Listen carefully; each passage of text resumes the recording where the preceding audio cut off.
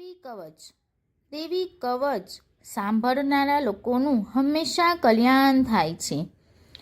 એવું દેવી કવચ આજે સાંભળો. ઓમ ચંડિકા દેવીને નમસ્કાર.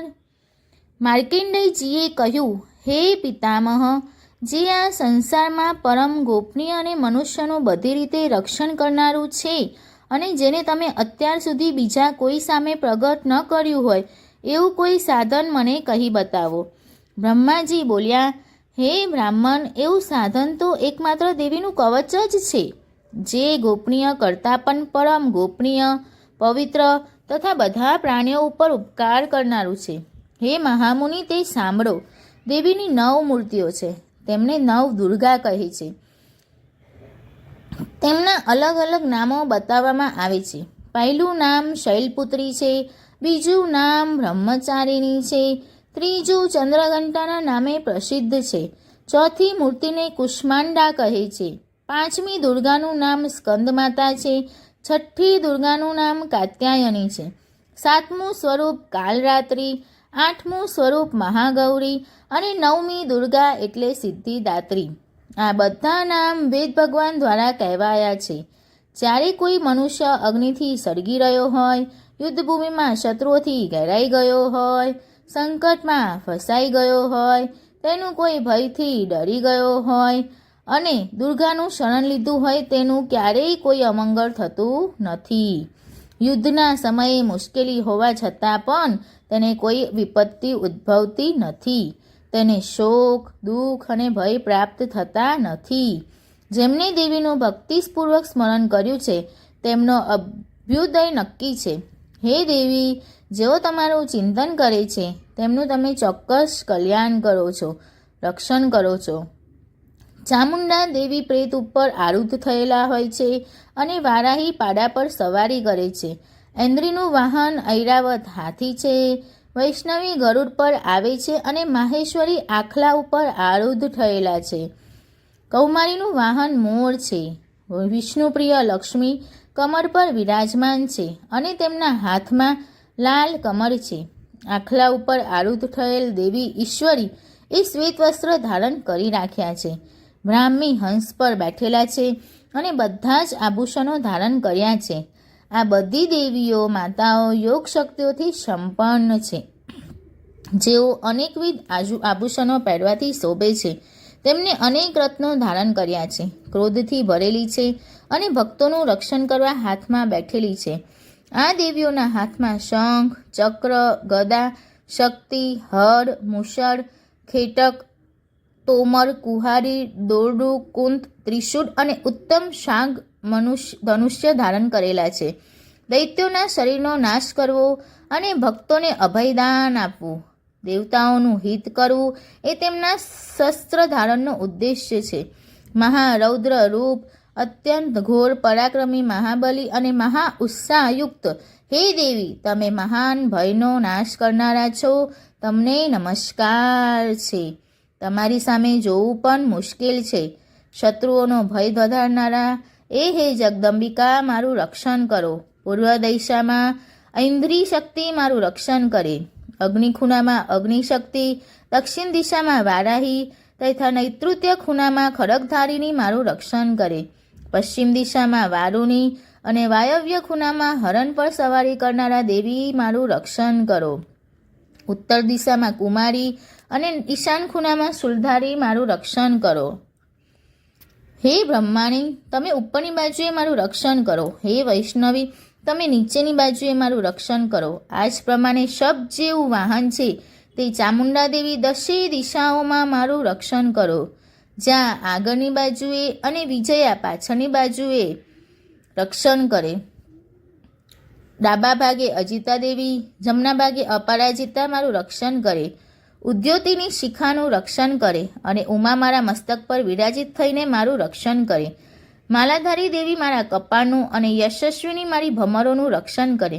ત્રિનેત્રા ભમરોના મધ્ય ભાગનું અને યમઘંટા દેવી નાસિકાઓનું રક્ષણ કરે. શંખીની બંને આંખોના મધ્ય ભાગનું રક્ષણ કરે અને દ્વારવાસીની કાનોનું રક્ષણ કરે. કાલિકા ગાલોનું તથા શાંકરી કાનોના મૂળ ભાગોની રક્ષા કરે. સુગંધા નાસિકાઓની અને ચર્ચિકા દેવી ઉપરના હોઠનું રક્ષણ કરે. અમૃતકલા નીચેના હોઠનું અને સરસ્વતી જીભનું રક્ષણ કરે. કૌમારી મારા દાંતોનું અને ચંદિકા કંઠભાગનું રક્ષણ કરે. ચિત્રઘંટા ગળાની ઘંટિકાનું અને મહામાયા તાળવાનું રક્ષણ કરે. કામાક્ષી દાઢીનું અને સર્વમંગલા મારી વાણીનું રક્ષણ કરે. નીલગ્રીવા કંઠના બહારના ભાગનું અને અન્નનલિકાનું કૌબેરી દેવી રક્ષણ કરો. ખડગીની બંને ખભાઓનું અને વજ્રધારીની મારા બંને બાહુઓનું રક્ષણ કરો. દંડીની દેવી મને બંને હાથોનું અને અંબિકા આંગળીઓનું રક્ષણ કરે.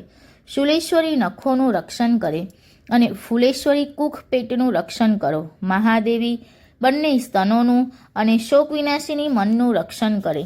લલિતા દેવી હૃદયનું અને શૂલધારીની ઉદરનું રક્ષણ કરે. કામિની નાભીનું અને ગુહેશ્વરી ગૃહભાગનું રક્ષણ કરો. પૂતના અને કામિકા લિંગનું અને પાડાને વાહન બનાવનાર દેવી ગુદાનું રક્ષણ કરે. ભગવતી કટી પ્રદેશનું અને ઘૂંટણોની રક્ષા વિંધ્યવાસિની કરે. સર્વકામનાઓ પૂરી કરનારા દેવી જંઘાઓનું રક્ષણ કરે. નારસિંહી દેવીઓનું પિંડીઓનું રક્ષણ કરે.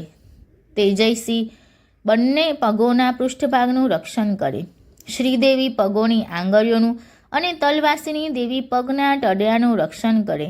પોતાની વિકરાળ દાઢોથી ભયંકર દેખાતા કરાલી દેવી નખોનું અને ઉર્ધ્વકેશની દેવી વાળનું રક્ષણ કરે. કૌબેરી રૂંવાટીના છિદ્રોનું અને વાગેશ્વરી ત્વચાનું રક્ષણ કરે. પાર્વતી રક્ત, મજ્જા, વસા, માંસ, હાડકાં અને મેદનું રક્ષણ કરે. કાલરાત્રિ આંતરડાઓનું અને મુક્તેશ્વરી પિત્તનું રક્ષણ કરે. પદ્માવતી કમરકોશોના મૂળ આધારનું અને ચૂડામણી કફનું રક્ષણ કરે. જ્વાળામુખી નખોના તેજનું અને અભેદતા સમસ્ત સાંધાઓનું રક્ષણ કરે. હે બ્રહ્માની તમે મારા વીર્યનું રક્ષણ કરો. હે વિક્ષત્રેશ્વરી મારી છાયાનું રક્ષણ કરો. હે ધર્મધારિણી મારા અહંકાર, મન અને બુદ્ધિનું રક્ષણ કરો. હે વજ્ર ધારણ કરનારી દેવી મારા પ્રાણ, અપાન, વ્યાન, ઉદાન અને સમાનનું રક્ષણ કરો. કલ્યાણથી શોભતા હે દેવી મારા પ્રાણનું રક્ષણ કરો. યોગીની દેવી રસ, રૂપ, ગંધ, શબ્દ અને સ્પર્શનું અને હે નારાયણી તમે મારા સત્વ, રજ અને તમોગુણનું રક્ષણ કરો. વારાહી આયુષ્યનું રક્ષણ કરે. વૈષ્ણવી ધર્મનું રક્ષણ કરે તથા ચક્ર ધારણ કરનારા દેવી યશ અને કીર્તિ, લક્ષ્મી અને ધનનું તેમજ વિદ્યાનું રક્ષણ કરો. હે ઇન્દ્રાણી તમે ગોત્રનું રક્ષણ કરો. હે ભૈરવી પત્નીનું રક્ષણ કરો. હે ચંડિકા મારા પશુઓનું રક્ષણ કરો. હે મહાલક્ષ્મી પુત્રોનું, સંતાનોનું રક્ષણ કરો. હે સુપથા દેવી મારા પથનું અને ક્ષેમકરી દેવી મારા માર્ગનું રક્ષણ કરે.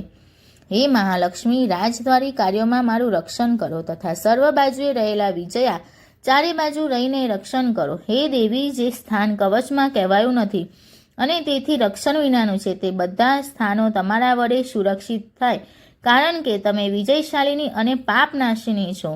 મનુષ્ય પોતાના શરીરનું ભલું ઈચ્છતો હોય તો તેને કવચનો પાઠ કર્યા વિના એક પણ ડગલું ભરવું નહીં. કવચનો પાઠ કરીને જ યાત્રા કરવી. કવચના પાઠથી બધી બાજુથી સુરક્ષિત થયેલો મનુષ્ય જ્યાં જ્યાં જાય છે ત્યાં તેને લાભ થાય છે તથા સઘળી કામનાઓ પર વિજય પ્રાપ્તિ થાય છે. તે જે અભિષ્ટી વસ્તુનું ચિંતન કરે છે તેને તે અચૂકપણે પ્રાપ્ત કરી લે છે.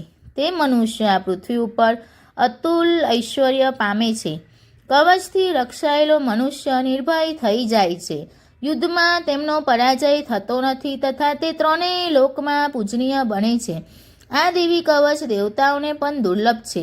જે આ કવચનો દરરોજ 3 સંધ્યાએ શ્રદ્ધાપૂર્વક પાઠ કરે છે તેની દૈવી કલા પ્રાપ્ત થાય છે તથા તે ત્રણેય લોકમાં પરાજિત થતો નથી.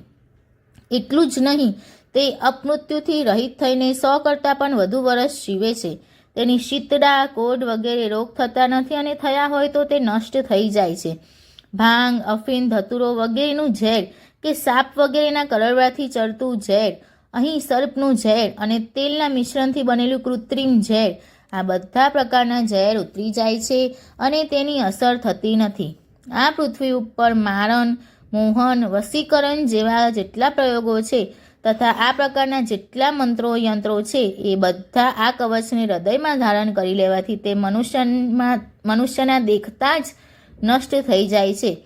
એટલું જ નહીં, પૃથ્વી ઉપર વિચરનારા ગ્રામ દેવતા, આકાશ અને પાણીમાંથી ઉત્પન્ન થતા ઉપદેશ માત્રથી સાધી શકાતા દેવો, પોતાના જન્મની સાથે જ પ્રગટ થતા દેવતાઓ, કુલ દેવતા, કંઠમાળા જેવા રોગો, ડાકણ શાકન, અંતરિક્ષમાં વિચરતી મહાન શક્તિઓ, ગ્રહ, ભૂત, પિશાચ, રાક્ષસો, બ્રહ્મ રાક્ષસ, વેતાળ, ભૈરવ વગેરે અનિષ્ટકારી દેવતાઓ પણ જો હૃદયમાં કવચ ધારણ કર્યું હોય તો તે મનુષ્યના દેખતા જ ભાગી જાય છે.